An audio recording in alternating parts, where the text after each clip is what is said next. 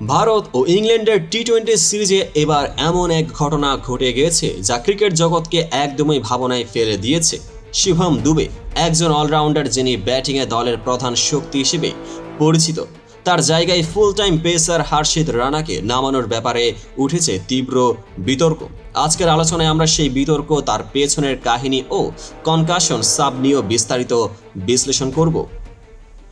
ঘটনার সূচনা হয় যখন ভারতের প্রাথমিক একাদশে শিভম দুবেকে প্রথম ইনিংসে ব্যাটিংয়ের দায়িত্বে পাঠানো হয়, কিন্তু এরপর ইনজুরির খবর এলে কনকাশন সাব নিয়মের আওতায় তাকে পরিবর্তন করে হর্ষিত রানাকে মাঠে নামানো হয়।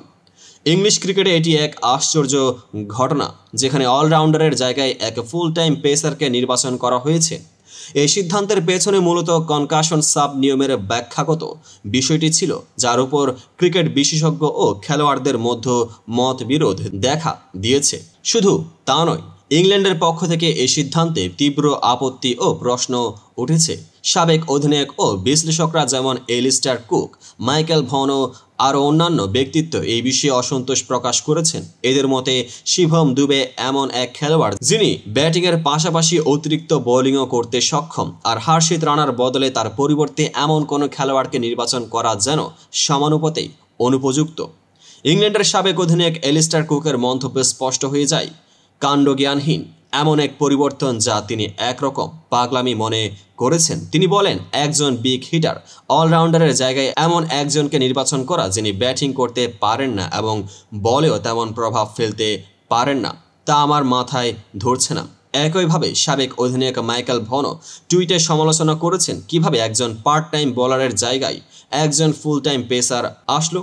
ভারতীয় বিশ্লেষকরা যেমন আকাশ চোপড়া এই পরিবর্তন নিয়ে আরও প্রশ্ন তুলেছেন। শিভম দুবে কি সত্যি কনকাশন সাব হিসেবে উপযুক্ত বিকল্প হতে পারেন, কিংবা তার জায়গায় অন্য কেউ যেমন রমনদীপ সিং আরও ভালো বিকল্প হতে পারতেন? এ ধরনের বিতর্ক ফুটে উঠেছে, যা দুই দেশের ক্রিকেট প্রেমীদের মধ্যে তীব্র আলোচনা ও মত বিনিময়ের সূচনা করেছে। কনকাশন সাব নিয়ম, যা ক্রিকেটে নতুন করে প্রয়োগ করা হয়েছে, মূল উদ্দেশ্য হলো ইনজুরি বা মাথায় আঘাতের কারণে খেলোয়াড়কে নিরাপদে পরিবর্তন করা।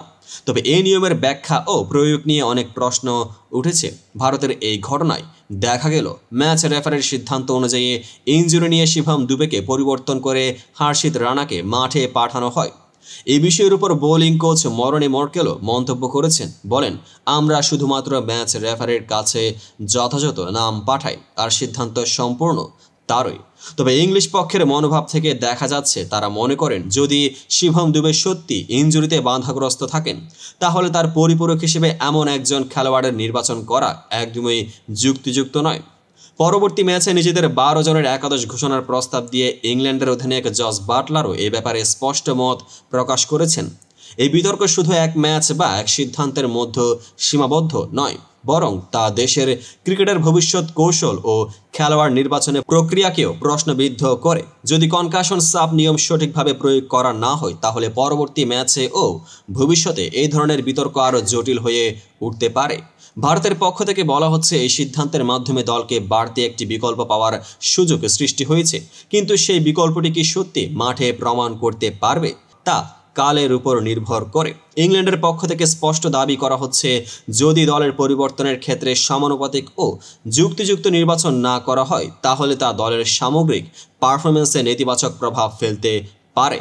এই ছিল ভারতের বিতর্কিত একাদশ নিয়ে ইংলিশ ক্রিকেটে তুলকালামের বিশ্লেষণ। কনকাশন সাব নিয়মের প্রয়োগ, খেলোয়াড়দের ফর্ম ও কৌশলগত সিদ্ধান্ত, সবকিছু মিলিয়ে এই ঘটনা ক্রিকেট জগৎকে নতুন এক প্রশ্নের সামনে তুলে ধরেছে। আপনি কি মনে করেন শিভম দুবে কি সঠিক বিকল্প ছিলেন, নাকি হর্ষিত রানা আসলে একটি ভুল সিদ্ধান্ত? নিচে আপনার মতামত জানাতে ভুলবেন না। ভিডিওটি ভালো লাগলে শেয়ার করুন, সাবস্ক্রাইব করুন এবং ক্রিকেটের আপডেট পেতে আমাদের সাথে থাকুন। পেজটিকে এখনই ফলো করুন। দেখা হবে পরবর্তী আপডেটেড ভিডিওতে।